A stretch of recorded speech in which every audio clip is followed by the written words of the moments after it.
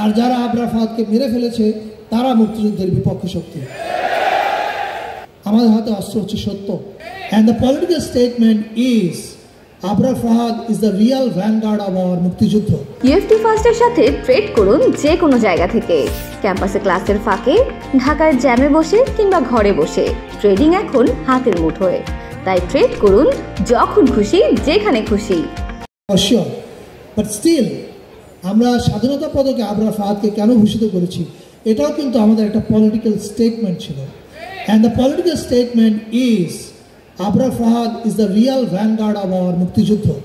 আমরা যে বারবার মুক্তিযুদ্ধের পক্ষ এবং বিপক্ষ বলি, মুক্তিযুদ্ধের পক্ষ শক্তি, আর যারা আবরার ফাহাদকে মেরে ফেলেছে তারা মুক্তিযুদ্ধের বিপক্ষ শক্তি। ফলে এই যে এখন যে আমি কথাটা বললাম এটা হচ্ছে রিডিফাইনিং অফ দ্য ন্যারেটিভ। এখন এই যে আমরা আমাদের ন্যারেটিভকে রিডিফাইন করব, আমাদের হাতে অস্ত্র কি? আমাদের হাতে অস্ত্র হচ্ছে সত্য। সত্য কি? এই যে এত মানুষ মারা গেছে, জীবন দিয়েছে। অনলাইনে আমি যতগুলো ফুটেজ দেখতাম এবং প্রতিদিন আমি আমার কথা বলার চেষ্টা করতাম। সো 16 তারিখে আবু সাইদ যেমন আমাদের ইমাম হয়ে উঠলো, তার আগে আসলে আমাদের ইমাম ছিল আবরার ফাহাদ। ফ্যাসিস্ট চলে যাওয়ার পরে বাংলাদেশে যারা আছে আমি বিশ্বাস করতে চাই তারা সবাই এক পক্ষের মানুষ, তারা বাংলাদেশ পক্ষের মানুষ। রাজনৈতিক বিরোধ থাকবে, তর্ক বিতর্ক থাকবে, ভোটের মাঠে অনেক কিছু হবে। 4 দিন পরেও আমরা জানতাম না, আমরা তখন জানতাম না যে 4 দিন পরেই বাংলাদেশের জন্য এক নতুন স্বাধীনতা অপেক্ষা করছে। যখন আমি নতুন স্বাধীনতা বললাম তখন আমি জানি যে এটা নিয়ে প্রায় প্রশ্ন করা হয়। আমি এর আগেও একটা টক শোতে খালেদ মহিউদ্দিনের সেখানে প্রশ্নটা করা হয়েছিল, কেন আমরা এটাকে দ্বিতীয় স্বাধীনতা বলছি। আমি উত্তরটা একটু ঘুরিয়ে দিতে চাই, তাহলে আমরা আমাদের দায়িত্বটা সম্পর্কে একটু সবাই সজাগ হব।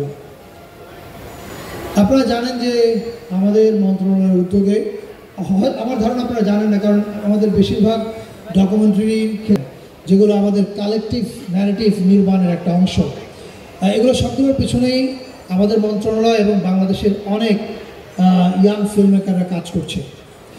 তার দ্বিতীয় স্বাধীনতা বলতে কাকে বুঝি? আবরার ফাহাদকে বাংলাদেশে কেন মরে যেতে হয়েছে? আবরার ফাহাদ তো বাংলাদেশের পক্ষে কথা বলছেন।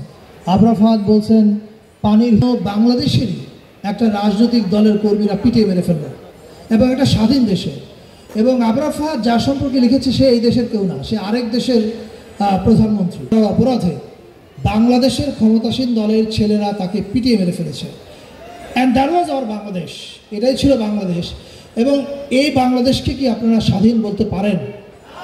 ইম্পসিবল। মানে সার্বভৌমত্ব ছাড়া আপনি একটা দেশের স্বাধীনতা অকার্যকর। আমি মনে করি জুলাই আন্দোলনের অভ্যুত্থানের মধ্য দিয়ে বা বিপ্লবের মধ্য দিয়ে বাংলাদেশ যেটা অর্জন করেছে সেটা হচ্ছে বাংলাদেশ তার সার্বভৌমত্বকে টেক ব্যাক করেছে, যে সার্বভৌমত্ব তার হাত থেকে চলে গেছে।